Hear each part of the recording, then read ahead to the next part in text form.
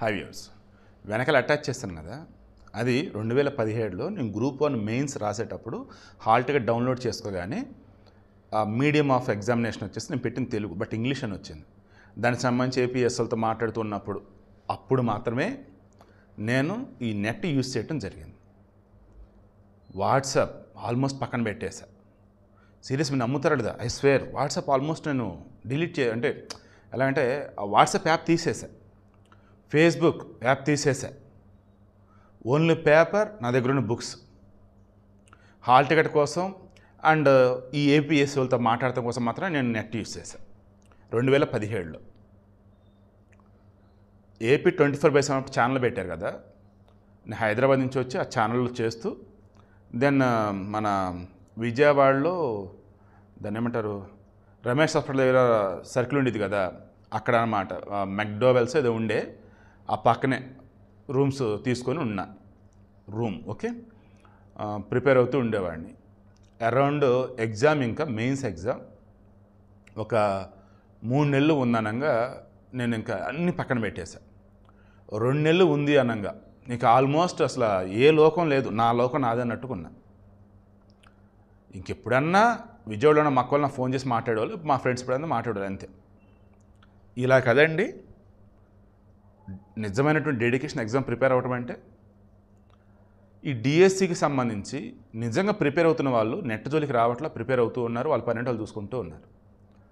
గత కొద్ది రోజులుగా డిఎస్సి పొడిగించాలి, డేట్ పెంచాలి అని ఏదైతే 1:1 పేపర్ అడుగున్నారో I too agree with them. నేను ఆల్రెడీ అడుగున్నాను, ట్రై చేస్తున్నా ఉన్నారు, బట్ అవ్వట్లేదని ఎవరు కామెంట్ పెట్టారు. ఈవిడ మెయిన్ ఇంటెన్షన్ ఏంటంటే నిజంగా డిఎస్సికి ప్రిపేర్ అయ్యే వాళ్ళల్లో 99.99% ఈ నెట్ జోలికి రావట్లా. అంటారు డిఎస్సి పెంచాలి, దట్ మీన్స్ డేట్ పెంచాలి అంటూ మా డిఎస్సీలను వదిలేసారేంటి మీరు, అద్దెని హడావుడి చేస్తూ కామెంట్లు పెడతలా. ఆ 0.001% వాళ్ళు పాపం నిజంగా వాళ్ళ బాధతో ఏదన్నా పాసిబిలిటీ ఉందేమో ఒక కామెంట్ పెడుతున్నారు అంతే. ఇక రిమైనింగ్ వాళ్ళు అండి, నేను చెప్తున్నా ఇప్పుడు రిమైనింగ్ వాళ్ళు డిఎస్సికి ప్రిపేర్ అవుతున్న వాళ్ళు కాదు, పేటీఎం బ్యాచ్, వైసీపీ బ్యాచ్, లేదా కామెంట్లు పెట్టేద్దారు ఏదోటి అన్నటువంటి బ్యాచ్.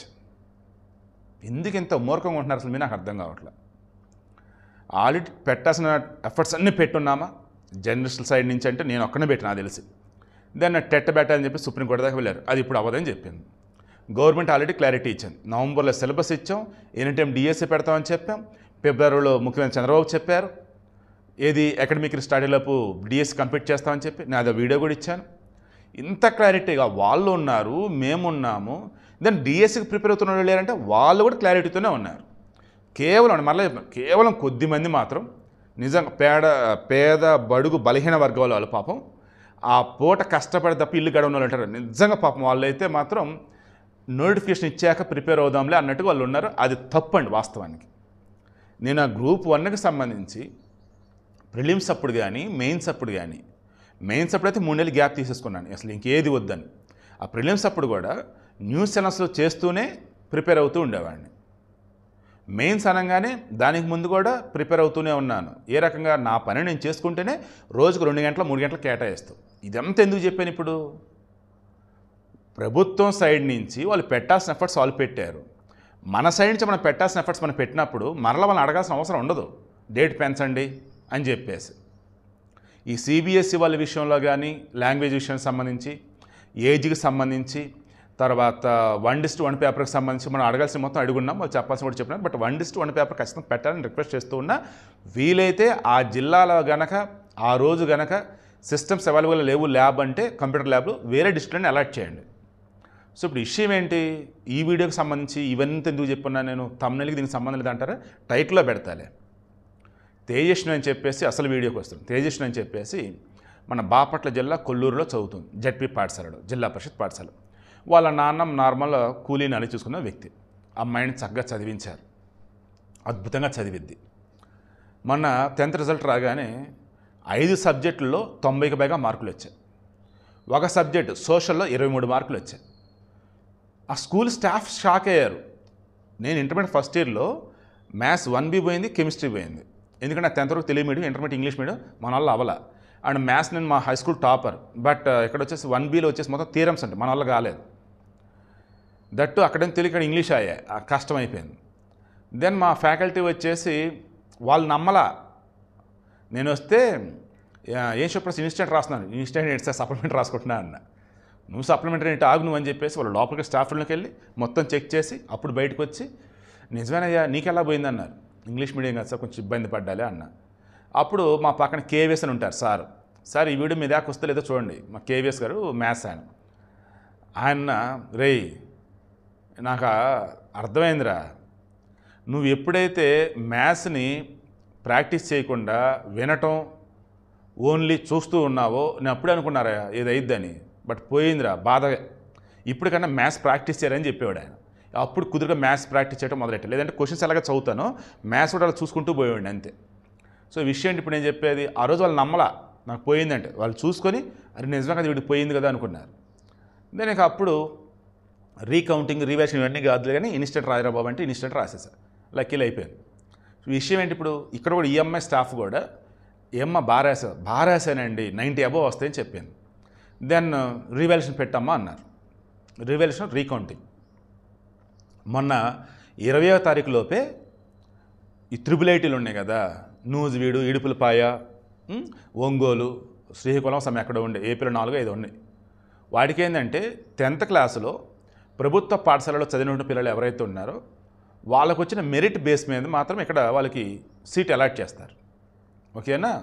వాస్తవానికి మా నవ్యకి 10/10 వచ్చింది. అప్పుడు ఇందులో రాలేదు, ఎందుకంటే మా నవ్య చదివిన ప్రైవేట్ స్కూల్. గవర్నమెంట్ స్కూల్ కానీ చదివినట్టు త్రిబుల్ సీట్ వచ్చేది. బట్ ఎనీవే అంతా మన మంచికే. ఆ తర్వాత శ్రీ చైతన్యలో చదివిన తను ఇంటర్మీడియట్ 10/10. ఆ తర్వాత భారత్ యూనివర్సిటీలో చదివింది, యూనివర్సిటీ టాపర్, గోల్డ్ మెడలిస్ట్. ఇప్పుడు ఇండియన్ ఇన్స్టిట్యూట్ ఆఫ్ సైన్స్లో ఏరోస్పేస్ ఇంజనీరింగ్లో ఎంటెక్ అనమాట. సూపర్, జరిగేదంతా మనం మంచిగా అనుకోండి. ఓకే. ఇక పాయింట్ ఏంటంటే పాపం ఈ అమ్మాయి విషయంలో మాత్రం జరిగేదంతా మనం మంచిగా అనలేం. అందుకే నేను వీడియో ఇస్తున్నా. అందుకే నారా లోకేష్ గారిని అడుగుతూ ఉన్నా, డిఎస్సి వాళ్ళ విషయంలో నిజమే మీ ఎఫర్ట్స్ మీరు పెట్టారు, డిఎస్సి వాళ్ళ ఎఫర్ట్స్ పెడుతున్నారు బాగానే ఉన్నారు. బట్ ఎవరైతే ఇప్పుడు వాయిదామని అడుగుతున్నారో అది కరెక్ట్ కదని మీరు అన్నారు, సరే అయిపోయింది. బట్ ఈ అమ్మాయి విషయంలో ఏం చేద్దాం, త్రిబుల్ అప్లై చేద్దాం. 20వ తారీఖు లోపే ఉంది అప్లికేషన్ ప్రాసెస్. ఆ అమ్మాయికి రిజల్ట్ వచ్చేసి నిన్న వచ్చింది. ఏది రీకౌంటింగ్ పెట్టింది, 96 మార్కులు వచ్చాయి. దెన్ కౌంట్ చేస్తే అక్షరాల 600కి 575 మార్కులు వచ్చాయి. ఈజీగా త్రిబుల్ అమ్మాయికి సీట్ వచ్చింది. మహిళ, తేజస్ని ఆడపిల్ల, నాకు తెలిసి ఖచ్చితంగా ఏదో రిజర్వేషన్ ఖచ్చితంగా ఉండిద్ది. దట్టు పల్లెటూరులో చదువుకొని ఉంది, ఈజీగా సీట్ వచ్చేది. మరి అప్లికేషన్ టైం అయిపోయిందే, అంతకుముందు అప్లై చేద్దామంటే ఫెయిల్ అయ్యి ఉందే, మరి ఎలాగా? ఈరోజు వాళ్ళంతా అడుగుతున్నారు, నేను అడుగుతున్నా, దండం పెట్టి అడుగుతున్నా, లోకేష్ గారు డిఎస్సి సంబంధించి 1 డిస్ట్రిక్ట్ 1 పేపర్ ఖచ్చితంగా పెట్టండి ప్లీజ్. ఓకే. నెక్స్ట్ ఈ డిఎస్సి అయిపోయిన తర్వాత మరలా పోస్ట్ ఎన్నికలు నేను చూసుకుని ఎవ్రీ ఇయర్ ఖచ్చితంగా డిఎస్సి ఇవ్వండి. దానికి ముందు టెట్లు కూడా పెట్టండి. TET okay, teacher eligibility test అది కూడా పెట్టండి. దయచేసి డిఎస్సి వాళ్ళు ఎవరు కూడా ఆందోళన చెందవద్దు. ఉన్న టైంని ఇట్లేసుకొని ప్రిపేర్ అయిపోయి గట్టిగా రాయండి. ఎవరైతే ఇంకా ఆన్లైన్లోకి వచ్చి మమ్మల్ని మీరు మోసం చేశారు మీ వ్యూస్ కోసం అదే పిచ్చి పిచ్చి కోతలు పెట్టకండి, కాలుతుంది నాకైతే. నిజం చెప్తాను కదా, ఐఎమ్ షూర్ అండి నిజమైన డిఎస్సి వాళ్ళు అయితే వాళ్ళు కాదు. అందుకే పిచ్చి పిచ్చి పోస్టులు కామెంట్లు పెడుతున్నాను.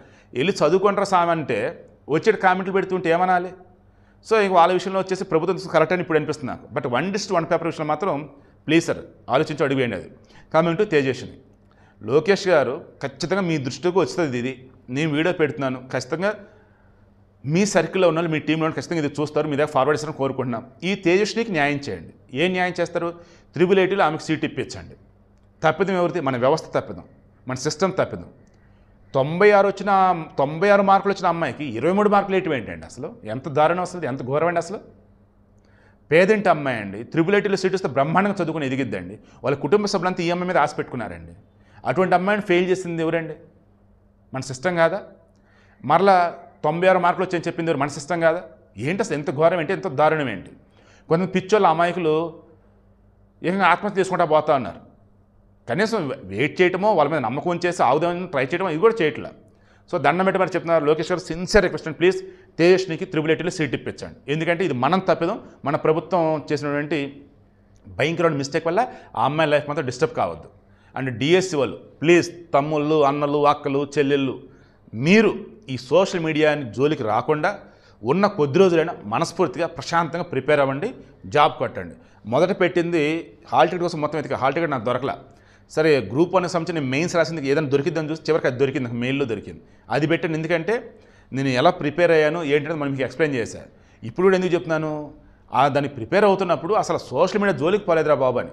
మొన్న సివిల్స్లో వరంగల్ చెందినటువంటి ఒక అమ్మాయి ర్యాంక్ ఉంటుంది, మిడిల్ క్లాస్ పర్సన్, తాను కూడా సిస్టమ్ లేదు, నెట్ లేదు, ఏమీ లేవు. సివిల్స్కి సంబంధించి తను ప్రిపేర్ అవుతున్నప్పుడు కొన్ని నెలల పాటు తన రూము, తన బుక్స్, తన ఫ్యామిలీ, ఇదే ఇంక తన లైఫ్. మొబైల్ జోలికి పోవాలా, సోషల్ మీడియా జోలికి పోవాలా. ఇది ప్రిపేర్ అయ్యే విధానం అంటే. ఈ సోషల్ మీడియా ఏంటో, ఈ హడావుళ్ళు ఏంటో, ఈ కామెంట్లు ఏంటో, ప్లీజ్ ఎఫర్ట్స్ పెట్టిన చాలు, ఇక చాలు. ప్రశాంతంగా డిఎస్సి ప్రిపేర్ అవ్వండి.